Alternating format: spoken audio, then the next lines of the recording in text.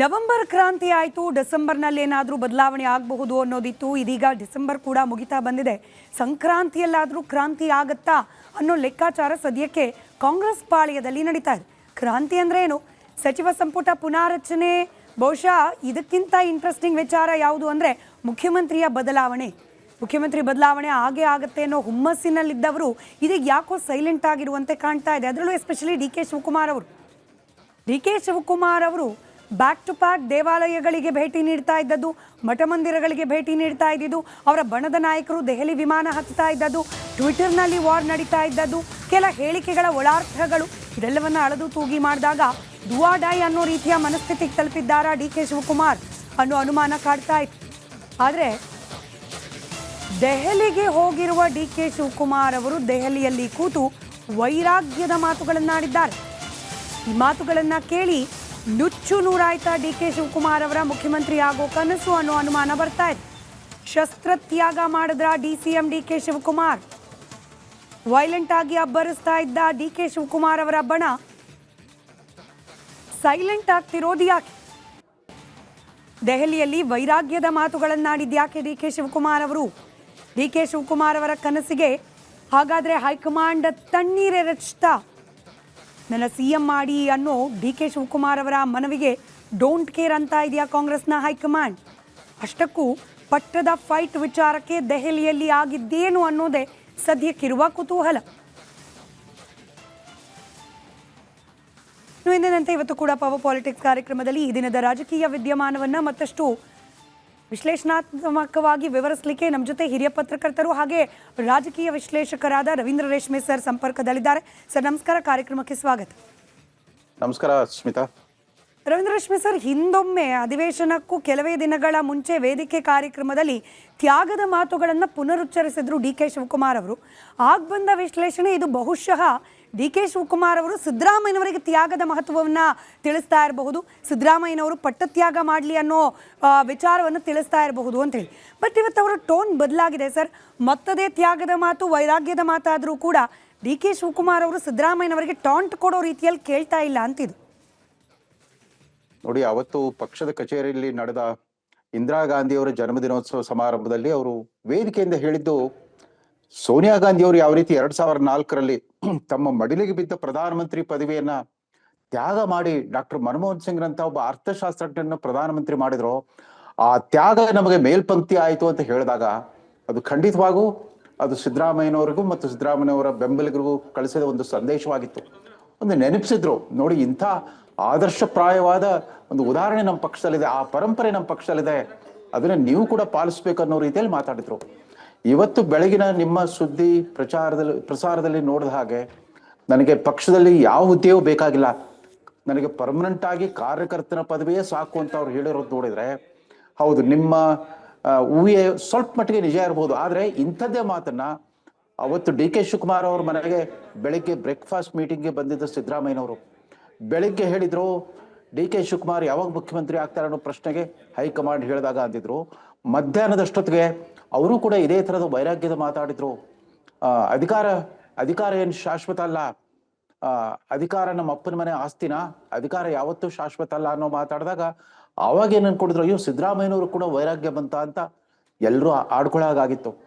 ಇವತ್ತು D K Shivakumar ಅವರು ಮಾತಾಡಿದ್ ನೋಡಿದ್ರೆ ಬಹುಶಃ ಹೈಕಮಾಂಡ್ ನಲ್ಲಿ ತಾವು ಅನ್ಕೊಂಡಿರುವಷ್ಟು ಸುಳ್ಳಿತವಾಗಿಲ್ಲ ಅಂತ ಕಾಣುತ್ತೆ. ತಮ್ಮ ಮುಖ್ಯಮಂತ್ರಿ ಆಗಬೇಕೆಂಬ ಕನಸನ್ನು ನನಸಾಗಿಸ್ಕೊಳ್ಳೋ ಹಾದಿ ಸ್ವಲ್ಪ ಕಲ್ಲು ಮುಳ್ಳುಗಳಿಂದ ತುಂಬಿದೆ ಅಂತ ಕಾಣ್ತಾ ಇದೆ.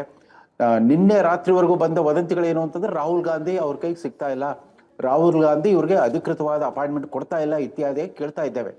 ಆದ್ರೆ ಏನೇ ಆಗ್ಲಿ, ಈ 2.5 ವರ್ಷಗಳಿಂದ ನಿರಂತರವಾಗಿ ಕೇಳ್ತಾ ಬಂದ ಈ ಪ್ರಶ್ನೆ, ಅಧಿಕಾರ ಹಸ್ತಾಂತರ ಆಗುತ್ತಾ ಇಲ್ವಾ, ಒಳ ಒಪ್ಪಂದ ಆಗಿತ್ತಾ ಇಲ್ವಾ, ಮುಖ್ಯಮಂತ್ರಿ ಬದಲಾವಣೆ ಆಗುತ್ತಾ ಇಲ್ವಾ, ಈ ಪ್ರಶ್ನೆಗಳ ಉತ್ತರ ಏನೇ ಆಗ್ಲಿ ಇದರಲ್ಲಿ ಡಿ ಕೆ ಶಿವಕುಮಾರ್ ಯಶಸ್ವಿ ಆಗ್ತಾರೋ ಅಥವಾ ವಿಫಲರಾಗ್ತಾರೋ, ಇನ್ನು ಮುಂದೆ ಮಾತ್ರ ಹೈಕಮಾಂಡ್ ಯಾವುದೋ ಒಂದು ತೀರ್ಮಾನಕ್ಕೆ ಬಂದಾಗ ಕರ್ನಾಟಕದ ಕಾಂಗ್ರೆಸ್ ಪಕ್ಷದ ರಾಜಕಾರಣ ಮೊದಲಿಂದ ಇರ್ಲಿಕ್ಕೆ ಸಾಧ್ಯವೇ ಇಲ್ಲ.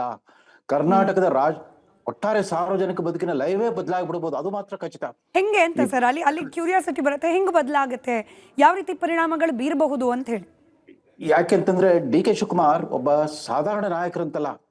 ಅನೇಕರು ಕಾಂಗ್ರೆಸ್ನಲ್ಲಿ ಉಪಮುಖ್ಯಮಂತ್ರಿಗಳಾಗಿದ್ರು, ಪ್ರದೇಶ್ ಕಾಂಗ್ರೆಸ್ ಅಧ್ಯಕ್ಷ ಪದವಿಯನ್ನು ಅಲಂಕರಿಸಿದ್ರು.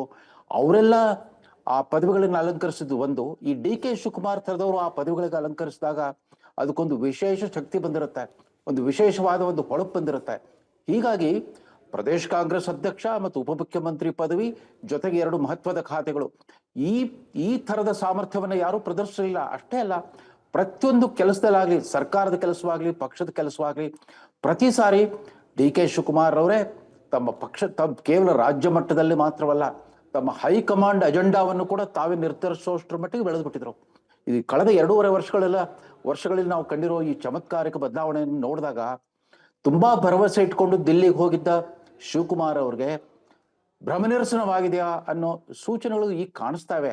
ಆದ್ರೆ ಅವ್ರನ್ನ ಆ ರೀತಿ ಅವರ ಆಸೆ ನಿರಾಸೆ ಆಗಿದೆಯಾ, ಅವರ ಪ್ರಯತ್ನ ವಿಫಲವಾಗ್ತಿದ್ಯಾ ಅನ್ನೋ ಅನುಮಾನಗಳು ಬಂದರೂ ಕೂಡ ಅವ್ರನ್ನಷ್ಟು ಸುಲಭವಾಗಿ ತಳ್ಳಿ ಹಾಕುವಂತ ನಾಯಕ ಅಲ್ವೇ ಅಲ್ಲ.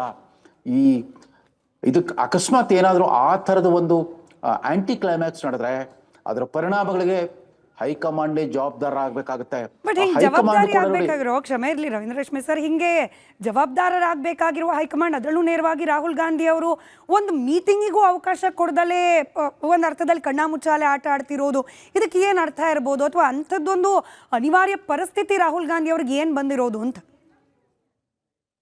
ಹೈಕಮಾಂಡು ಈ ಥರ ಪ್ರಾದೇಶಿಕ ನಾಯಕರೊಂದಿಗೆ, ಅವರ ರಾಜಕೀಯ ಬದುಕರೊಂದಿಗೆ ಚೆಲ್ಲಾಟ ಆಡಿ ಆಡಿ ಸಾಕಷ್ಟು ಸಾರಿ ಕೈ ಸುಟ್ಕೊಂಡಿದ್ದಾರೆ.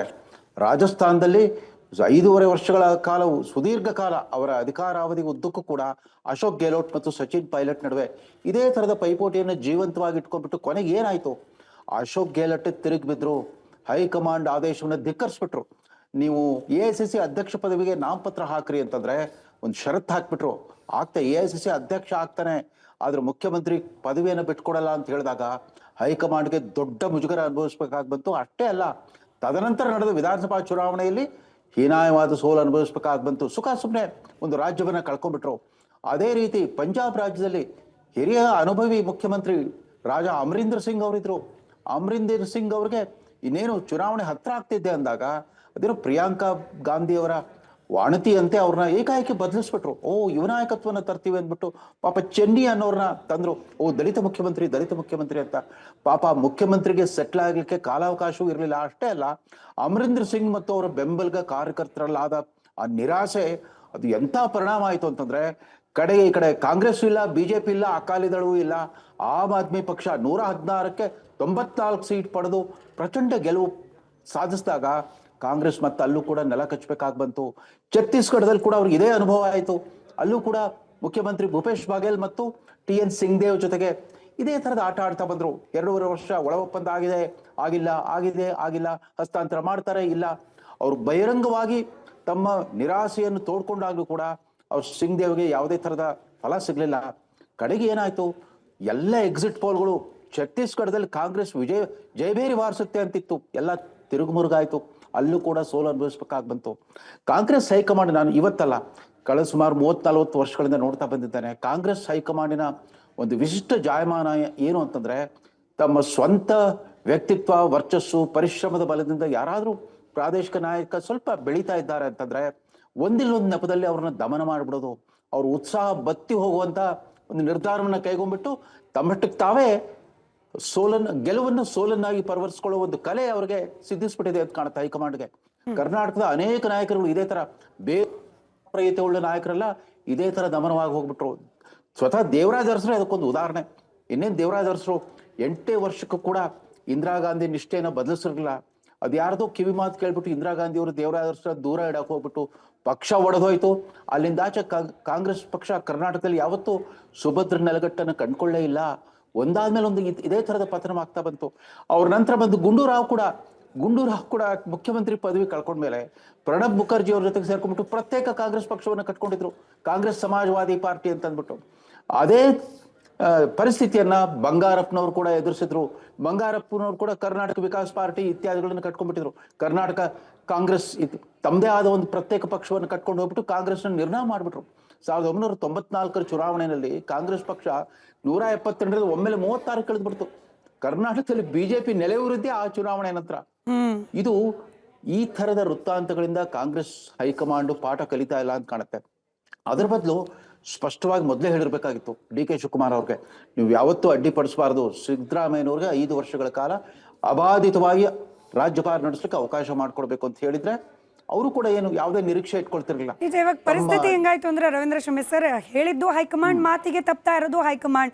ಸೊ ಇದ್ರ ಫಲಿತಾಂಶ ಏನಾಗುತ್ತೆ, ಪರಿಣಾಮ ಏನಾಗುತ್ತೆ? ಡಿ ಕೆ ಶಿವಕುಮಾರ್ ಅವರು ಅವ್ರ ಮಾತಿನಲ್ಲಿ ವ್ಯಕ್ತವಾಗ್ತಾ ಇರುವಂತಹ ಒಂದು ರೀತಿ ಶಸ್ತ್ರತ್ಯಾಗ ಮಾಡಿರೋ ರೀತಿಯ ಭಾವನೆಗಳು, ಇದೆಲ್ಲ ಮುಂದೇನು ಪರಿಣಾಮ? ಇಷ್ಟೇನ ಹಾಗಾದ್ರೆ ಡಿ ಕೆ ಶಿವಕುಮಾರ್ ಅವರು ಹೈಕಮಾಂಡ್ ಅಪಾಯಿಂಟ್ಮೆಂಟ್ ಕೊಡ್ತಾ ಇಲ್ಲ, ನನಗೇನು ಸಂದೇಶ ಕೊಡ್ತಿಲ್ಲ, ಐ ವಿಲ್ ಸಿಟ್ ಕ್ವೈಟ್ಲಿ, ಹಿಂಗೆ ನಿರ್ಧಾರ ಮಾಡ್ಲಿಕ್ಕೆ ಸಾಧ್ಯನಾ ಅಂತ? ಅದು ಆ ಥರದ ಇದ್ದಕ್ಕಿದ್ದಂತೆ ದಿಢೀರ್ನೆ ತಮ್ಮ ಉತ್ಸಾಹ ಕಳ್ಕೊಂಡು ವೈರಾಗ್ಯದ ಮಾತಾಡಿದ್ರೆ ಅದೊಂಥರ ಬೂದಿ ಮುಚ್ಚದ ಕೆಂಡದ ಥರ, ಅದೊಂಥರ ಕುದೀತರ ಒಂದು ಜ್ವಾಲಾಮುಖಿ ಹಾಗೆ. ಅದು ಹೊಗೆ ಉಗುಳ್ತಾ ಇರೋ ಜ್ವಾಲಾಮುಖಿ ಯಾವಾಗ ಸ್ಫೋಟಗೊಳ್ಳುತ್ತೋ, ಯಾವ ರೀತಿಯಲ್ಲಿ ಸ್ಫೋಟಗೊಳ್ಳುತ್ತೋ ಅದು ಹೇಳಲಿಕ್ಕಾಗಲ್ಲ. ನಾನು ಮೊದಲಿಂದ ಈ ಚರ್ಚೆ ಶುರುವಾದಾಗಿಂದ ಹೇಳ್ತಾ ಬಂದಿದ್ದೀನಿ, ಯಾವಾಗ ಕರ್ನಾಟಕ ಮೂಲದ ನಾಯಕರು ಅಖಿಲ ಭಾರತ ಕಾಂಗ್ರೆಸ್ ಅಧ್ಯಕ್ಷರಾಗಿರ್ತಾರೋ, ಯಾವಾಗ ರಾಜ್ಯ ಮಟ್ಟದಲ್ಲಿ ಇಬ್ಬರು ದಿಗ್ಗಜಗಳ ನಡುವೆ ಸಂಘರ್ಷ ನಡೆಯುತ್ತೋ, ಅವಾಗೆಲ್ಲ ಅಖಿಲ ಭಾರತ ಮಟ್ಟದಲ್ಲೇ ಕಾಂಗ್ರೆಸ್ ಒಡೆದು ಹೋಗ್ಬಿಟ್ಟಿದೆ, ಅಥವಾ ಕರ್ನಾಟಕ ಮಟ್ಟದಲ್ಲಿ ಕಾಂಗ್ರೆಸ್ ಹೋಳಾಗ್ಬಿಟ್ಟಿದೆ. ಅದು ದೇವರಾಜ ಅರಸರ ಕಾಲದಲ್ಲಾಯ್ತು, ಗುಂಡೂರಾಯರಿಗೂ ಆಯ್ತು, ಬಂಗಾರಪ್ಪನವ್ರಿಗೂ ಆಗಿತ್ತು, ಮತ್ತೆ ಅದೇ ಸನ್ನಿವೇಶ ಎದುರಾಗ್ತಿದೆ ಅಂತ ಕಾಣುತ್ತೆ. ಅದರಲ್ಲಿ ನೋಡಿ, ಅಖಿಲ ಭಾರತ ಕಾಂಗ್ರೆಸ್ ಚುನಾಯಿತರ ಅಧ್ಯಕ್ಷರಾಗಿರೋ ಹಿರಿಯ ನಾಯಕ ಮಲ್ಲಿಕಾರ್ಜುನ್ ಖರ್ಗೆ ಅವರು 1 ತಿಂಗಳ ಹಿಂದೆ ಏನ್ ಹೇಳಿದ್ರು, ನನ್ನ ಕೈಯಲ್ಲಿ ಏನೂ ಇಲ್ಲ, ಎಲ್ಲ ಹೈಕಮಾಂಡ್ ತೀರ್ಮಾನಿಸ್ಬೇಕು ಅಂತ ಹೇಳಿದ್ರು. ವಾಪಸ್ ಬಂದವರೆ 3 ದಿನಗಳಿಂದ ಏನ್ ಹೇಳ್ತಾರೆ, ಹೈಕಮಾಂಡ್ ಕೈಯಲ್ಲಿ ಏನೂ ಇಲ್ಲ, ಇದು ಲೋಕಲ್ ಅಂತ. ಮೋದಿ ಅವ್ರು ಹೇಳ್ತಿರ್ತಾರಲ್ಲ, ವೋಕಲ್ ಫಾರ್ ಗ್ಲೋಬಲ್ ಅಂತ, ಅದೇ ತರ ಲೋಕಲ್ ಫಾರ್ ನ್ಯಾಷನಲ್ ಅಂತ ಅಂದ್ಬಿಟ್ಟು ಇವ್ರು ಶುರು ಮಾಡ್ಬಿಟ್ಟಿದ್ದಾರೆ ಖರ್ಗೆ ಅವರು. ಹೀಗೆ ಹೈಕಮಾಂಡ್ ಒಂದು ಸುಸ್ಥಿರ ಮನಸ್ಥಿತಿಯಿಂದ ಯಾವುದೇ ತರದ ತೀರ್ಮಾನಗಳನ್ನು ಕೈಗೊಳ್ತಾ ಇಲ್ಲ. ಇಲ್ಲಿನ ಪ್ರಾದೇಶಿಕ ನಾಯಕರ ನಡುವೆ ಪರಸ್ಪರ ಈ ತರ ಪೈಪೋಟಿಯನ್ನ ಉತ್ತೇಜಿಸ್ಬಿಟ್ಟು ತಾವೇ ಕುಮ್ಮಕ್ ಕೊಟ್ರು. ಈ ಬಣ ರಾಜಕಾರಣಕ್ಕೆ ತಾವೇ ಕುಮ್ಮಕ್ ಕೊಡ್ತಾ ಬಂದ್ರು 2.5 ವರ್ಷದಿಂದ. ಈಗ ಏಕಾಏಕಿ ಯಾವುದೇ ಸ್ಪಷ್ಟ ಉತ್ತರ ಕೊಡದೆ ಡಿ ಕೆ ಶಿವಕುಮಾರ್ ತರದ ವ್ಯಕ್ತಿಗತ ವರ್ಚಸ್ಸುಳ್ಳ ಸುಮಾರು 45 ವರ್ಷದಿಂದ ಪಕ್ಷಕ್ಕೆ ಅತ್ಯಂತ ಅಚಲವಾದ ನಿಷ್ಠೆ ಪ್ರದರ್ಶಿಸುವ ನಾಯಕನನ್ನ ಈ ತರ ತಳ್ಳಿಬಿಡ್ತಾರೆ ಅಂತಂದ್ರೆ ಅದರ ಪರಿಣಾಮವನ್ನು ಎದುರಿಸಲೇಬೇಕಾಗುತ್ತೆ. ಯಾಕಂದ್ರೆ ಧನಬಲ, ಜಾತಿ ಬಲ, ತೋಳ್ಬಲ ಇತ್ಯಾದಿ ಹೊರತುಪಡಿಸಿ ಒಬ್ಬ ಪಕ್ಷದ ಸಂಘಟನೆ ದೃಷ್ಟಿಯಿಂದ, ಸರ್ಕಾರದ ಭದ್ರತೆ ದೃಷ್ಟಿಯಿಂದ ಅನೇಕ ರೀತಿಯಲ್ಲಿ ತಮ್ಮ ಕೊಡುಗೆಯನ್ನು ಕೊಟ್ಟಿದ್ದಾರೆ ಡಿ ಕೆ ಶಿವಕುಮಾರ್. ಅವ್ರು ಸುಮ್ಮನೆ ಅವರ ಬಯೋಡೇಟಾ ನೋಡಿದ್ರೆ ಗೊತ್ತಾಗುತ್ತೆ. ರಾಹುಲ್ ಗಾಂಧಿಯವರ ಭಾರತ್ ಜೋಡೋ ಯಾತ್ರಾ ಸಂಘಟಿಸಿದ್ದು ಅಷ್ಟೇ ಅಲ್ಲ, ಅದಕ್ಕೂ ಪೂರ್ವದಲ್ಲಿ ಅಧಿಕಾರಕ್ಕೆ ಬರೋಕ್ಕಿಂತ ಮುಂಚೆನೆ ಅವರು ನಡೆಸಿದ ಮೇಕೆದಾಟು ಪಾದಯಾತ್ರೆ, ಆಮೇಲೆ ಕಳೆದ ವರ್ಷ ಬೆಳಗಾವಿಯಲ್ಲಿ ನಡೆಸಿದ ಕಾಂಗ್ರೆಸ್ ಅಧಿವೇಶನದ ಶತಮಾನೋತ್ಸವ, ಗಾಂಧೀಜಿ ಅಧ್ಯಕ್ಷತೆ ವಹಿಸಿದ ಕಾಂಗ್ರೆಸ್ನ ಶತಮಾನೋತ್ಸವ ಇತ್ಯಾದಿ ಪ್ರತಿಯೊಂದನ್ನು, ಅದಷ್ಟೇ ಅಲ್ಲ, ಇತ್ತೀಚಿನ ಅತ್ಯಂತ ಮಹತ್ವಾಕಾಂಕ್ಷಿ ಯೋಜನೆ, ಅದು ಹಿಂದಿನ ಯಾವ ಪ್ರದೇಶ ಕಾಂಗ್ರೆಸ್ ಅಧ್ಯಕ್ಷರಿಗೂ ಸಾಧ್ಯವಾಗಿರಲಿಲ್ಲ. ವಿವಿಧ ತಾಲೂಕುಗಳಲ್ಲಿ ಕನಿಷ್ಠ 100 ಕಾಂಗ್ರೆಸ್ ಭವನಗಳನ್ನು ಸ್ಥಾಪಿಸ್ಬೇಕನ್ನೋ ಒಂದು ಮಹತ್ವಾಕಾಂಕ್ಷಿ ಯೋಜನೆ ನೀಲನಕ್ಷೆ ಹಾಕೊಂಡಿದ್ರು. ಅಷ್ಟರ ಮಟ್ಟಿಗೆ ಪಕ್ಷದ ಜೊತೆಗೆ ಸಾಗಿ ಬಂದಿರೋ, ತನ್ನ ಜೊತೆಗೆ ಪಕ್ಷವನ್ನು ಬಳಸ್ತಾ ಬಂದಿರೋ ಒಬ್ಬ ನಾಯಕನನ್ನ ಈ ರೀತಿ ಆಟ ಆಡಿಸ್ಬಾರ್ದು ಹೈಕಮಾಂಡು. ಇದೊಂಥರ ಇವತ್ತು ಅಕಸ್ಮಾತ್ ಅವರು ಇವತ್ತು ವೈರಾಗ್ಯದ ಹೇಳಿಕೆ ನೀಡಿದಾರಲ್ಲ, ಅದು ನಿಜ ಇದ್ರೆ ಅದಕ್ಕೆ ಕಾರಣವಾಗೋ ಅದರಿಂದಾಗೋ ಪರಿಣಾಮಗಳ ಬಗ್ಗೆ ಹೈಕಮಾಂಡೇ ಉತ್ತರ ಕೊಡ್ಬೇಕಾಗಿ ಬರುತ್ತೆ. ಕರ್ನಾಟಕ ಭಾರತದಲ್ಲಿ ಏಕಮೇವ ಭದ್ರಕೋಟೆ ಕಾಂಗ್ರೆಸ್ಗೆ, ಅದರಲ್ಲೂ ಸಿದ್ದರಾಮಯ್ಯ, ಡಿ ಕೆ ಶಿವಕುಮಾರ್ ಥರದ ಗಟ್ಟಿ ಬೇರುಳ್ಳ ನಾಯಕರುಗಳು ಬೇರೆ ರಾಜ್ಯಗಳಲ್ಲಿ ಇಲ್ಲ ಕಾಂಗ್ರೆಸ್ಗೆ. ಇವತ್ತು ಸ್ವತಃ ಈ ಸೋನಿಯಾ ಗಾಂಧಿ ಕುಟುಂಬದ ತವರು ರಾಜ್ಯ ಉತ್ತರ ಪ್ರದೇಶದಲ್ಲಿ ಎಲ್ಲಿದೆ ಕಾಂಗ್ರೆಸ್? 400 ಸಂಖ್ಯಾಬಲದ ಅಸೆಂಬ್ಲಿಯಲ್ಲಿ 2 MLAಗಳು ಕಾಂಗ್ರೆಸ್ಗೆ. ಅದು 6 ಸೀಟ್ ಲೋಕಸಭೆಗೆ ಬಂದಿದ್ದು ಇವ್ರ ಮೇಲೆ ಸಮಾಜವಾದಿ ಪಕ್ಷದ ಅಖಿಲೇಶ್ ಯಾದವ್ ಬೆನ್ನೇರ್ಬಿಟ್ಟು ಸವಾರಿ ಮಾಡಿದ್ರಿಂದ 6 ಸೀಟ್ ಆದ್ರೂ ಬಂತು. ಅದು ಬರ್ತಿರ್ಲಿಲ್ಲ. ಹಿಂದಿನ 2 ಚುನಾವಣೆಗಳಲ್ಲಿ ಶೂನ್ಯ ಸಂಪಾದನೆ, 1 ಸೀಟೋ 2 ಸೀಟೋ ಬಂದಿತ್ತು ಅಷ್ಟೇ ಉತ್ತರ ಪ್ರದೇಶದಲ್ಲಿ ಲೋಕಸಭೆಗೆ ಕೂಡ. ತಮ್ಮದೇ ತವರು ರಾಜ್ಯದಲ್ಲಿ ಅಸ್ತಿತ್ವ ಕಳ್ಕೊಂಡಿರೋ ಈ ಹೈಕಮಾಂಡಿನ ಆ ಕುಟುಂಬ ರಾಜಪರಿವಾರ ಕರ್ನಾಟಕದ ಕಾಂಗ್ರೆಸ್ಸಿನ ಈ ಒಳ ಜಗಳವನ್ನ ಈ ಮಟ್ಟಕ್ಕೆ ತರಬಾರದಾಗಿತ್ತು. ತಂದ ಮೇಲೆ ಎಲ್ರಿಗೂ ಸಮಾಧಾನಕರವಾದ ಒಂದು ಪರಿಹಾರವನ್ನಾದ್ರೂ ಸೂಚಿಸಬಹುದಾಗಿತ್ತು. ನಿಜ ಸರ್. ಇವಾಗ ಡಿ ಕೆ ಶಿವಕುಮಾರ್ ಅವರ ಕ್ಯಾರೆಕ್ಟರ್ ಅನ್ನ ನಾವು ಗಮನಿಸಿದಾಗ, ಅಂದ್ರೆ ಅವರದ್ದೇ ಹೇಳಿಕೆಗಳು ಹಾಗೆ ಅವರದ್ದೇ ಪ್ರತಿಕ್ರಿಯೆಗಳನ್ನ ಹಿಂದೆ ಗಮನಿಸಿದಾಗ, ಆನ್ ದ ಫ್ಲೋರ್ ಒಮ್ಮೆ ಒದ್ದು ಕಿತ್ಕೊಳ್ಳೋ ಮಾತನಾಡಿದ್ರು, ಬೇರೆ ಪ್ರಸಂಗ ಇರಬಹುದು, but still D K Shivakumar ಅವರು ಹಿಂಗೊಂದು ಪ್ರಯತ್ನ ಮಾಡ್ಲಿಕ್ಕೆ ಸಾಧ್ಯತೆ ಇದೆಯಾ ಮುಖ್ಯಮಂತ್ರಿ ಕುರ್ಚಿ ವಿಚಾರಕ್ಕೆ ಅನ್ನೋ ಅನುಮಾನದ ನಡುವೆನೆ ಈಗ ಮತ್ತೆ ಡಿ ಕೆ ಶಿವಕುಮಾರ್ ಅವರು ಸಾಫ್ಟ್ ಆಗಿ ಮಾತನಾಡ್ತಾ ಇರೋದು, ತ್ಯಾಗದ ಮಾತನಾಡ್ತಾ ಇರೋದು, ಅಂದ್ರೆ ಅನಿವಾರ್ಯನ ಡಿ ಕೆ ಶಿವಕುಮಾರ್ ಅವರಿಗೆ ಒದ್ದು ಕಿತ್ಕೊಳ್ಳೋ ಪ್ರಯತ್ನ ಮಾಡದೇ ಇರೋದು? ನೋಡಿ, ಹಿಂದೆ ಸಿದ್ದರಾಮಯ್ಯನವರು ಮುಖ್ಯಮಂತ್ರಿ ಆದಾಗ ಅದು ಜನತಾ ಪರಿವಾರದಿಂದ ಬಂದು ತಮ್ಮ ನಾಯಕತ್ವವನ್ನ ಇಲ್ಲಿ ಪ್ರತಿಷ್ಠಾಪಿಸಿಕೊಂಡು ಅವರು ಮುಖ್ಯಮಂತ್ರಿ ಆದಾಗ ಕಾಂಗ್ರೆಸ್ ಹೈಕಮಾಂಡ್ ತುಂಬಾ ಬಲಿಷ್ಠವಾಗಿತ್ತು. UPA ಸರ್ಕಾರ ಅಧಿಕಾರದಲ್ಲಿತ್ತು. ಸೋನಿಯಾ ಗಾಂಧಿ ಅವರ ಮಾತು ನಡೀತಾ ಇತ್ತು. ಅದಾದ ನಂತರ ಮರು ವರ್ಷದಿಂದನೇ ರಾಷ್ಟ್ರ ಮಟ್ಟದಲ್ಲೇ ಕಾಂಗ್ರೆಸ್ ಘೋರ ಪರಾಭವವನ್ನು ಅನುಭವಿಸ್ಬೇಕಾಗಿ ಬಂತು. ಒಮ್ಮೆಲೆ 44 ಸೀಟು, ಅದಾದ ನಂತರ 52 ಸೀಟು. ಇದೀಗ ತುಂಬಾ ಪ್ರಯಾಸ ಪಟ್ಟ ಮೇಲೆ ಕೂಡ ಇಂಡಿಯಾ ಮೈತ್ರಿಕೂಟ ರಚಿಸ್ಕೊಂಡ ಮೇಲೂ ಕೂಡ 99 ಸೀಟಿಗೆ ಬಂದು ನಿಂತು ಬಿಟ್ಟಿದೆ. ಅದರಿಂದ ಕಾಂಗ್ರೆಸ್ ಹೈಕಮಾಂಡು ಒಂಥರ ಒಂದು ಅಲ್ಲಿ ಅದು ಕೂಡ ಅಭದ್ರತೆ, ಅನಿಶ್ಚಿತತೆ, ಅಸ್ಥಿರತೆ ಭಾವನೆಯನ್ನು ಅನುಭವಿಸ್ತಾ ಇದೆ. ಇತ್ತೀಚಿನ ಬಿಹಾರ್ ಚುನಾವಣೆ ನಂತರ ಕೂಡ ಇಂಡಿಯಾ ಮೈತ್ರಿಕೂಟದಲ್ಲೇ ಕಾಂಗ್ರೆಸ್ ಬಗ್ಗೆ ಬೇಸರ ವ್ಯಕ್ತಪಡಿಸ್ತಾ ಇದ್ದಾರೆ. ಇಂಡಿಯಾ ಮಿತ್ರ ಪಕ್ಷದ ನಾಯಕರುಗಳೆಲ್ಲ ಖಾಸಗಿ ಸಂಭಾಷಣೆಯಲ್ಲಿ ಮತ್ತು ಪರೋಕ್ಷವಾಗಿ ಮಾಧ್ಯಮಗಳ ಎದುರಿಗೇನೆ ಬೇಸರ ವ್ಯಕ್ತಪಡಿಸ್ತಾ ಇದ್ದಾರೆ ಕಾಂಗ್ರೆಸ್ ಧೋರಣೆ ಬಗ್ಗೆ. ಕಾಂಗ್ರೆಸ್ ಇನ್ನು ಮುಂದೆ ಹಿರಿಯಣ್ಣಂತರ ಆಡ್ಕೊಡುದು ಅಂತ ಹೇಳ್ತಾ ಇರುವಾಗ ಹೈಕಮಾಂಡ್ ಕರ್ನಾಟಕದಂತ ರಾಜ್ಯವನ್ನ ಸುಮ್ಮನೆ ಕಳ್ಕೊಳ್ಬಾರ್ದು. ಅದು DK ಶಿವಕುಮಾರ್ ತರದ ಕ್ರಿಯಾಶೀಲ ನಾಯಕ, ಒಂಥರ ಚಲನಶೀಲತೆ ಇದೆ ಅವ್ರ DK ಶಿವಕುಮಾರ್ ಯಾವ ತರ ಅಂತಂದ್ರೆ ಅವ್ರನ್ನ ತೀವ್ರವಾಗಿ ಬೆಂಬಲಿಸೋರು ಇದಾರೆ, ತೀವ್ರವಾಗಿ ವಿರೋಧಿಸೋರು ಇದಾರೆ. ಆದ್ರೆ ಕಾಂಗ್ರೆಸ್ ಶಾಸಕಾಂಗ ಪಕ್ಷದಲ್ಲೂ ಒಂದು ನೋಡಿ ಎಂತ ಒಂದು ಬೂಟಾಟಿಕೆ ಅಂತಂದ್ರೆ ಯಾರೊಬ್ರು ಸ್ಪಷ್ಟವಾಗಿ ಹೇಳಲ್ಲ. ಸಿದ್ದರಾಮಯ್ಯನವರೇ ಮುಂದುವರಿಬೇಕು ಯಾಕೆ ಅಂತ ಸ್ಪಷ್ಟವಾದ ಕಾರಣಗಳನ್ನು ಕೊಡಲ್ಲ, ಅಥವಾ DKಶಿನೇ ಬೇಕು ಅಂತ ಯಾರು ಸ್ಪಷ್ಟವಾಗಿ ಹೇಳಲ್ಲ. ಎಲ್ಲರೂ ಅಡ್ಗೋಡು ಇಟ್ಕೊಂಡು ಮಾತಾಡ್ತಾ ಇರ್ತಾರೆ. ನೇರವಾಗಿ ಹೇಳ್ತಾ ಇರೋದು KN ರಾಜಣ್ಣ ಅವರು. ಸರ್ ಸಂಪರ್ಕದಲ್ಲಿ ಇರಿ ದಯಮಾಡಿ. ಅದೇ ವಿಚಾರಕ್ಕೆ ಸಂಬಂಧಪಟ್ಟಂತೆ ಒಂದು ಬ್ರೇಕಿಂಗ್ ಅಪ್ಡೇಟ್ ಇದೆ. KN ರಾಜಣ್ಣ ಅವರು ರಾಹುಲ್ ಗಾಂಧಿ ಅವರಿಗೆ ಬರೆದ ಪತ್ರ ವಿಚಾರ ಸಾಕಷ್ಟು ಹಲ್ಚಲ್ ಸೃಷ್ಟಿ ಮಾಡಿತ್ತು. ಅದರಲ್ಲೂ DK ಶಿವಕುಮಾರ್ ಅವರ ಕೆಲವೊಂದಷ್ಟು ಪ್ಲಾನಿಂಗ್ಗಳಿಂದಾಗಿಯೇ ಲೋಕಸಭಾ ಚುನಾವಣೆಯಲ್ಲಿ ಹಿನ್ನಡೆಯಾಯಿತು ಅನ್ನೋ ವಿಚಾರವನ್ನ KN ರಾಜಣ್ಣ ಅವರು ನವೆಂಬರ್ ತಿಂಗಳಲ್ಲಿ ರಾಹುಲ್ ಗಾಂಧಿ ಅವರಿಗೆ ಬರೆದ ಪತ್ರದಲ್ಲಿ ಉಲ್ಲೇಖ ಮಾಡಲಾಗಿತ್ತು. ಇದೇ ವಿಚಾರಕ್ಕೆ ಇವತ್ತು DK ಶಿವಕುಮಾರ್ ಅವರು ಪ್ರತಿಕ್ರಿಯೆ ನೀಡಿದ್ದಾರೆ. ಹೌದಪ್ಪ, ನನಗೆ ಅನುಭವದ ಕೊರತೆ ಇದೆ, ನಾನು ಟ್ರೈನಿಂಗ್ ತೆಗೆದುಕೊಳ್ಬೇಕು ಅಂತ ಹೇಳಿ ಮಾಜಿ ಸಚಿವ ರಾಜಣ್ಣ ಅವರ ಆರೋಪಕ್ಕೆ DK ಶಿವಕುಮಾರ್ ಅವರು ಕೌಂಟರ್ ಕೊಟ್ಟಿದ್ದಾರೆ.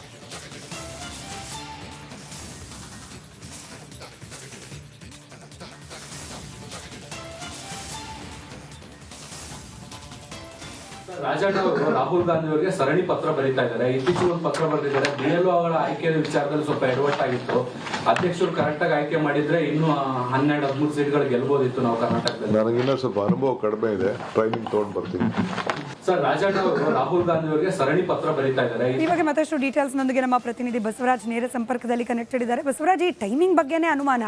ನವೆಂಬರ್ ಅಲ್ಲಿ ಬರೆದ ಪತ್ರ ಈಗ ವೈರಲ್ ಆಗ್ತಿರೋದು, ಸುದ್ದಿಗೆ ಮನೆಗಳಿಗೆ ತಲುಪ್ತಾ ಇರೋದು, ಅದಕ್ಕೆ DK ಶಿವಕುಮಾರ್ ಅವರು ಇವಾಗ ರಿಯಾಕ್ಟ್ ಮಾಡ್ತಾ ಇರೋದು ಅಂದ್ರೆ ಡೆಲಿಬ್ರೇಟ್ ಆಗಿ DK ಶಿವಕುಮಾರ್ ಅವರು ಹತಾಶರಾಗ್ಲಿ ಅನ್ನೋ ಕಾರಣಕ್ಕೇನೆ ನವೆಂಬರ್ ಅಲ್ಲಿ ರಾಜಣ್ಣ ಬರೆದ ಪತ್ರ ಈಗ ಸುದ್ದಿ ಮಾಡ್ತಾ ಇದೆಯಾ ಅಂತ ಹೇಳಿ?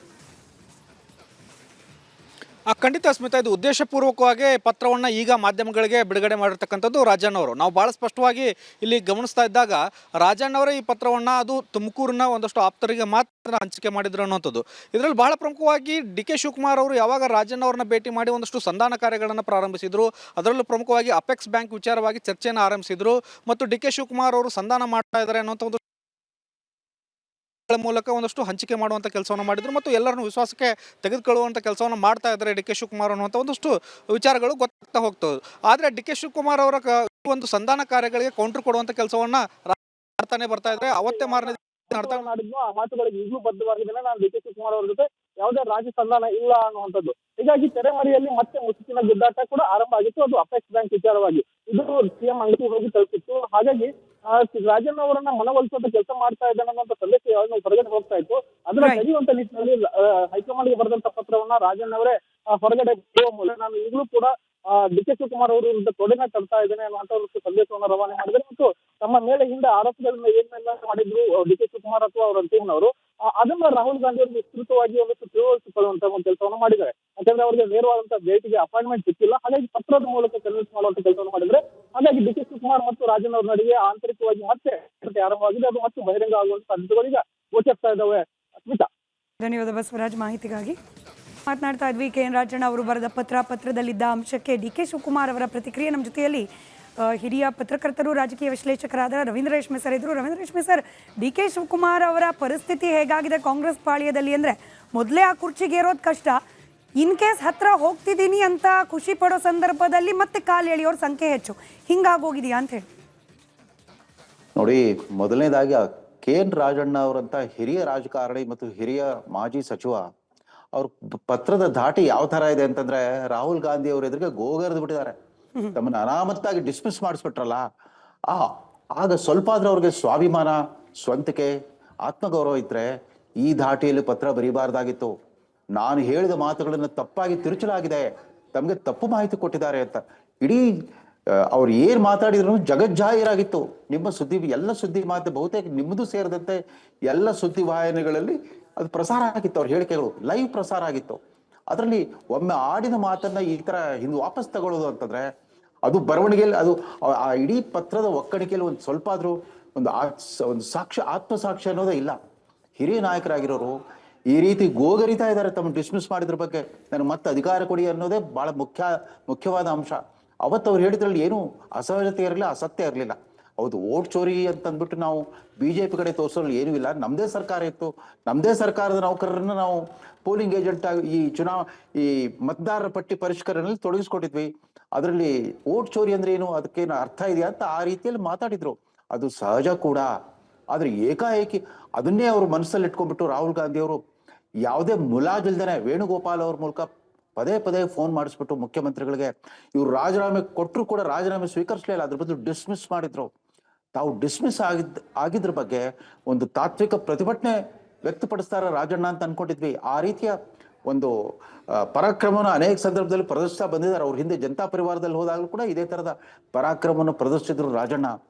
ಆದ್ರೆ ಏನ್ ಮಾಡ್ತೀರಾ ನೋಡಿ, ಈ ವಯೋಮಾನದಲ್ಲೂ ಕೂಡ ಈ ರೀತಿಯ ಗೋಗರಿಯೋ ಪತ್ರ, ಅದರಲ್ಲಿ ಪಶ್ಚಾತ್ತಾಪ, ಪ್ರಾಯಶ್ಚಿತ್ತದ ದಾಟಿದೆ ಹೊರತು ಮತ್ತೇನೂ ವಿಶೇಷವಾದ ಒಂದು ತಾತ್ವಿಕ ಅಂಶ ಯಾವುದೂ ಇಲ್ಲ. ಇದರಿಂದ ಡಿ ಕೆ ಶಿವಕುಮಾರ್ನ ಹೆದರ್ಸ್ಬೋದು ಅಂದ್ರೆ ಆಗಲ್ಲ. ಡಿ ಕೆ ಶಿವಕುಮಾರ್ ಕೂಡ ನೋಡಿ ಇಂಥ ಹೇಳಿಕೆಗಳು ಅವ್ರ ಮೇಲೆ ಆರೋಪ ಮಾಡಿದ್ದಾರೆ. ಪ್ರದೇಶ್ ಕಾಂಗ್ರೆಸ್ ಅಧ್ಯಕ್ಷರೇ ನಮ್ಮಲ್ಲಿ ಬೂತ್ವಾರು ಏಜೆಂಟ್ಗಳು ನೇಮಿಸಿತ್ತು, ಅದರಿಂದ ಓಟ್ ಚೋರಿ ಆಯ್ತು ಅಂತ ಮಾತಾಡ್ತಾರೆ. ಅದು ಹೇಗೆ ಒಬ್ಬ ಪ್ರದೇಶ್ ಕಾಂಗ್ರೆಸ್ ಅಧ್ಯಕ್ಷ ಆಯ್ತು, ಚುನಾವಣಾ ಮುಖ್ಯ ಆಯುಕ್ತರಾಗಿ ಈ ಬೂತ್ ಮಟ್ಟದಲ್ಲಿ ನಡೆಯೋ ಈ ವೋಟರ್ಸ್ ಲಿಸ್ಟ್ ಪರಿಷ್ಕರಣೆಗೆ ಕಾರ್ಯಕರ್ತರು ಸ್ವಯಂ ಪ್ರೇರಿತವಾಗಿ ಅದರಲ್ಲಿ ತೊಡಗಿಸ್ಕೊಂಡ್ರೆ ಮಾತ್ರ ಶುದ್ಧವಾಗಿರ್ಲಿಕ್ಕೆ ಸಾಧ್ಯ. ಅವ್ರ ಪಕ್ಷದ ಸರ್ವೋಚ್ಚ ನಾಯಕನ ಆಟಿಟ್ಯೂಡ್ ಯಾವ ತರ ಇದೆ ನೋಡಿ. ಒಂದ್ ಕಡೆ ಮತದಾರ ಪಟ್ಟಿ ದೋಷಪೂರಿತವಾಗಿ ಅಂತ ಹೇಳ್ತಾರೆ, ಅದನ್ನ ಶುದ್ಧೀಕರಿಸ್ಲಿಕ್ಕೆ ಕೊಟ್ರೆ SIR ಅನ್ನು ವಿರೋಧಿಸ್ತಾರೆ. ಇದು ಒಂಥರ ಒಬ್ಬೊಬ್ರು ಒಂದೊಂದ್ ತರದ ಗೊಂದಲದಲ್ಲಿ ಸಿಕ್ಕಾಕೊಂಡ್ಬಿಟ್ಟಿದ್ದಾರೆ. ಅದಕ್ಕೆ ನೋಡಿ ಡಿ ಕೆ ಶಿವಕುಮಾರ್ ತಮ್ಮ ಯಥಾ ಪ್ರಕಾರ ತಮ್ಮ ವ್ಯಂಗ್ಯ ವಿಡಂಬನೆಯಿಂದ ಉತ್ತರ ಕೊಟ್ಟಿದ್ದಾರೆ ಹೊರತು ಅವ್ರೇನ್ ಕೇರಳಿಲ್ಲ, ತಮ್ಮ ಬಹಿರಂಗವಾಗಿ ಕೋಪ ಪ್ರದರ್ಶನ ಮಾಡೇ ಇಲ್ಲ. ಅದು ಇತ್ತೀಚಿನ ದಿನಗಳಲ್ಲಿ ನಾವು ಕಂಡು ಬಂದಿರೋ ಪರಿವರ್ತನೆ ಅಂತಂದ್ರೆ ಅಪಾರವಾದ ತಾಳ್ಮೆ, ಸಹನೆ ಮತ್ತು ಈ ರೀತಿ ವ್ಯಂಗ್ಯ ವಿಡಂಬನೆ, ಹಾಸ್ಯದ ಮೂಲಕ ಪ್ರತಿಕ್ರಿಯೆ ಕೊಟ್ಬಿಡ್ತಾರೆ. ತಮ್ಮದೇ ಸಹೋದ್ಯೋಗಿ, ತಮ್ಮ ಪಕ್ಷದ ಕಾರ್ಯಕರ್ತರಿಂದ ಯಾವ್ದಾದ್ರು ಇಂಥ ಒಂದು ಮುಜುಗರಮಯ ಹೇಳಿಕೆ ಬಂದಾಗ ಅದೇನೇ ಇರಲಿ, ನಾನು ಮತ್ತೊಮ್ಮೆ ಹೇಳ್ತಾ ಇದ್ದೇನೆ, ಈ ಮುಖ್ಯಮಂತ್ರಿ ಪದವಿಗಾಗಿ ನಡೆದ ಈ ಪೈಪೋಟಿ ಏನಿತ್ತಲ್ಲ, ಇದರ ಫಲಿತಾಂಶ ಏನೇ ಆಗಲಿ, ಇನ್ನು ಮುಂದೆ ಕರ್ನಾಟಕದಲ್ಲಿ ಕಾಂಗ್ರೆಸ್ನ ಭವಿಷ್ಯ ಇದೇ ತರ ಇರಲ್ಲ. ಕಾಂಗ್ರೆಸ್ನ ವಿದ್ಯಮಾನಗಳು ಇದೇ ತರ ಇರ್ಲಿಕ್ಕೆ ಸಾಧ್ಯವೇ ಇಲ್ಲ. ಕರ್ನಾಟಕದ ಸಾರ್ವಜನಿಕ ಬದುಕಿನ ಲೆಕ್ಕಾಚಾರಗಳೆಲ್ಲ ಬುಡಮೇಲಾಗೋ ಸಾಧ್ಯತೆ ಇದೆ. ಯಾಕಂದ್ರೆ ಯಾರೋ ಒಬ್ರು ದೇಶಾವರಿ ನಾಯಕನಾಗಿದ್ರೆ ಬೇರೆ ಆಗ್ತಾ ಇತ್ತು. ಬ್ಯಾಕ್ ಟು ರಾಜಣ್ಣ ಅವ್ರ ವಿಚಾರ. ರಾಜಣ್ಣ ಅವರನ್ನ ಎರಡೆರಡು ಬಾರಿ ಭೇಟಿಯಾದ್ರು. ನಮ್ಗೆ ಈ ಡೇಟ್ ಕೂಡ ಬಹಳ ಮುಖ್ಯ ಆಗುತ್ತೆ ಸರ್. ನವೆಂಬರ್ನಲ್ಲಿ ಬರೆದ ಪತ್ರ ಇದು ಮಾಧ್ಯಮಗಳ ಕೈ ಸೇರೋಕ್ ಮುಂಚೆ ಡಿ ಕೆ ಶಿವಕುಮಾರ್ ಅವರು 2 ಬಾರಿ ಭೇಟಿ ಆಗ್ತಾರೆ. ರಾಜಣ್ಣ ಅವರನ್ನ ಮಾತನಾಡಿಸಿ ಕನ್ವಿನ್ಸ್ ಮಾಡೋ ಪ್ರಯತ್ನ ಮಾಡ್ತಿದ್ದಾರೆ ಅನ್ನೋ ರೀತಿಯಲ್ಲಿ ಕಂಡು ಬರುತ್ತೆ. ಅದಾದ್ಮೇಲೆ ಪತ್ರ ವೈರಲ್ ಆಗುತ್ತೆ. ಇದ್ರ ಹಿಂದೆ ಏನಾದ್ರೂ ನಮ್ಗೆ ಅರ್ಥವಾಗದ ಪ್ಯಾಟ್ರನ್ ಇದೆಯಾ ಅಂತ? ಏನ್ ಅರ್ಥವಾಗೋದಿಲ್ಲ, ಬಹಳ ಮೇಲ್ನೋಟಕ್ಕೆ ಕಾಣುತ್ತೆ. ಏನೋ ಈ ವರ್ಷಾಂತದಲ್ಲಿ ಒಂದು ಫಲಿತಾಂಶ ಬಂದ್ಬಿಡುತ್ತೆ, ಹೈಕಮಾಂಡ್ ಅಭಿಪ್ರಾಯ ಪ್ರಕಟವಾಗುತ್ತೆ ಅನ್ನೋ ಸಿಗ್ನಲ್ ಸಿಕ್ಕಿರ್ಬೇಕು, ಸಿಗ್ನಲ್ ಬಂದಿರಬೇಕು. ಅದರಿಂದ ದಿಢೀರ್ನೆ ರಿಲೀಸ್ ಮಾಡ್ಬಿಟ್ರಿ ಈ ಪತ್ರವನ್ನ. ಏನು ಡಿ ಕೆ ಶಿವಕುಮಾರ್ ಕಡೆ ಹೈಕಮಾಂಡ್ ವಾಲ್ತಾ ಇದೆ ಅನ್ನೋ ಸೂಚನೆ ಸಿಕ್ಕಿದ್ರಿಂದ ಅಥವಾ ಆ ತರ ಊಹಿಸಿದ್ರಿಂದ ಈ ಅವ್ರು ಆರಿಸ್ಕೊಂಡಿರೋ ಆ ಟೈಮಿಂಗ್ ಏನಿದೆ ಅಲ್ಲ, ಖಂಡಿತವಾಗೂ ಅದರಲ್ಲಿ ಒಂದು ನಿರ್ದಿಷ್ಟವಾದ ರಾಜಕೀಯ ಉದ್ದೇಶ ಇದ್ದೇ ಇದೆ. ಅದ್ರ ಜೊತೆಗೆ ಬರುವ ಜನವರಿನಲ್ಲಿ ಒಂದು ಅಹಿಂದ ಮಹೋತ್ಸವವನ್ನ ಮಾಡ್ಬೇಕು ಅನ್ನೋ ಸಿದ್ಧತೆಗಳು ಕೂಡ ಶುರುವಾಗ್ಬಿಟ್ಟಿದೆ ಮತ್ತೆ ಸಿದ್ದರಾಮಯ್ಯ ಬೆಂಬಲಿಗರ ಕಡೆಯಿಂದ. ಇದೆಲ್ಲವೂ ಕೂಡ ತರ್ಕರಹಿತವಾದ ಒಂದು ಅರ್ಥರಹಿತವಾದ ರಾಜಕಾರಣ ಇದು. ನೋಡಿ, ಇದರಲ್ಲಿ ಎಲ್ಲಾದ್ರೂ ಜನಶಕ್ತಿ ಅನ್ನೋದು ಒಂದು ಜಾಗೃತವಾಗಿದೆ ಅಂತ ಯಾರಿಗಾದ್ರೂ ಅನಿಸ್ತಾ ಏನೂ ಇಲ್ವೇ ಇಲ್ಲ. ಇದರಲ್ಲಿ ಮತದಾರರ ಪಾಲು ಏನೂ ಇಲ್ಲ. ನಮ್ಗೆ ಎಂಥ ಮುಖ್ಯಮಂತ್ರಿ ಬೇಕು ಅಂತ ಯಾರೊಬ್ರು ಸ್ಪಷ್ಟವಾಗಿ ಹೇಳ್ತಾ ಇಲ್ಲ. ಈ ರಾಜಕೀಯ ಪಕ್ಷಗಳಲ್ಲಿರೋ ಆ ವಾತಾವರಣ ಅಂಥದ್ದು. ಯಾರೊಬ್ರು ಕೂಡ ಈಗಿರೋ ಮಂತ್ರಿಗಳು ಅನೇಕರು ಹಿರಿಯರಿದ್ದಾರೆ, ಅನುಭವಗಳಿದ್ದಾರೆ. ನಮ್ಮೆಲ್ಲರಿಗಿಂತಲೂ ಈತ ಸರ್ವಶ್ರೇಷ್ಠ ನಾಯಕ, ಈತನೇ ನಮ್ಮ ಮುಖ್ಯಮಂತ್ರಿ ಆಗ್ಲಿ ಅಂತ ಯಾರು ಹೇಳಲ್ಲ. ನಾನು ಆಕಾಂಕ್ಷಿ ಆಗಿದ್ದೆ ಅಂತ ಎಲ್ಲರೂ ಹೇಳ್ತಾರೆ ಹೊರತು ಯಾರೊಬ್ರು ಒಂದು ಕ್ರೀಡಾ ಮನೋಭಾವದಿಂದ ಇಲ್ಲ ಸಿದ್ದರಾಮಯ್ಯನವ್ರು ಇರಲಿ, ಅವ್ರಿಗೆ ಚೈತನ್ಯ ಶಕ್ತಿ. ಸಿದ್ದರಾಮಯ್ಯನವ್ರು ಬೇರೆ ಮತ್ತೊಂದು ಹೇಳಿಕೆ ಕೊಟ್ಟಿರ್ತಾವ, ಗಮನಿಸಿದ್ರೋ ಇಲ್ವೋ? ಹೌದು, ನಾನು ದೈಹಿಕವಾಗಿ ದುರ್ಬಲನಾಗಿದ್ದೇನೆ ಆದ್ರೆ ರಾಜಕೀಯವಾಗಿ ಸಶಕ್ತನಾಗಿದ್ದೇನೆ ಅಂತ ಹೇಳಿದ್ರು. ಸಿದ್ದರಾಮಯ್ಯನವರು ಕೂಡ ಗೊತ್ತಾಗ್ತಾ ಇದೆ ವಾಸ್ತವ, ಬದಲಾಗ್ತಿರೋ ವಾಸ್ತವವನ್ನು ನಾನು ಸ್ವೀಕರಿಸಲೇಬೇಕಾಗುತ್ತೆ ಒಂದಿಲ್ಲ ಒಂದ್ ದಿವಸ ಅಂತ. ಆದ್ರೆ ಹೈಕಮಾಂಡಿನ ಧೋರಣೆ ಏನಿತ್ತು, ಈ ರೀತಿ ಎರಡೂ ಸ್ವತಃ ಸಿದ್ದರಾಮಯ್ಯನವ್ರನ್ನೇ ಒಂದು ಅಸ್ಥಿರತೆಯಲ್ಲಿ, ಅಭದ್ರತೆಯಲ್ಲಿ ಇಟ್ಬಿಟ್ರಲ್ಲ. ನಿಜ 130 ಸೀಟ್ಗಳು ಸುಭದ್ರ ಬಹುಮತ ಬಂದು ಕೂಡ ಅಭದ್ರತೆಯನ್ನು ನರಳಬೇಕಾಗಿ ಬಂತು. ವಿಧಾನಸಭೆಯಲ್ಲೂ ವಿರೋಧ ಪಕ್ಷಗಳಿಂದ ಅದೇ ಪ್ರಶ್ನೆ ಬಟ್ ಎದುರಿಸ್ಬೇಕು ಈ ಸಿದ್ದರಾಮಯ್ಯ. ಅಭದ್ರತೆ ಇನ್ನೂ ಮುಗ್ದಿಲ್ವಾ ಅಂತ ಸರ್? ಅಂದ್ರೆ ಗೊತ್ತಿಲ್ಲ, ನಾಳಿನ ಪವರ್ ಪಾಲಿಟಿಕ್ಸ್ ನಲ್ಲೂ ಕೂಡ ಇದೇ ಅಭದ್ರತೆ ಬಗ್ಗೆನೇ ಚರ್ಚೆ ಮಾಡಬೇಕು. ವೈರಾಗ್ಯದ ಮಾತನಾಡಿದ್ರು ಕೂಡ ಡಿ ಕೆ ಶಿವಕುಮಾರ್ ಅವರು the battle is not yet over ಅನ್ನೋದಂತೂ ಸ್ಪಷ್ಟವಾಗಿ ಗೊತ್ತಾಗ್ತದೆ. ಎನಿವೆ, ಇವತ್ತಿನ ಪವರ್ ಪಾಲಿಟಿಕ್ಸ್ಗೆ ಸಮಯ ಇದ್ದದಷ್ಟೇ. Thank you so much sir, ಇಷ್ಟೊತ್ತು ರಿಪಬ್ಲಿಕ್ ಕನ್ನಡದ ಜೊತೆಯಲ್ಲಿ ಕನೆಕ್ಟೆಡ್ ಇದ್ದದಕ್ಕೆ. ಇದಾಗಿತ್ತು ಇವತ್ತಿನ ಪವರ್ ಪಾಲಿಟಿಕ್ಸ್ ಕಾರ್ಯಕ್ರಮ.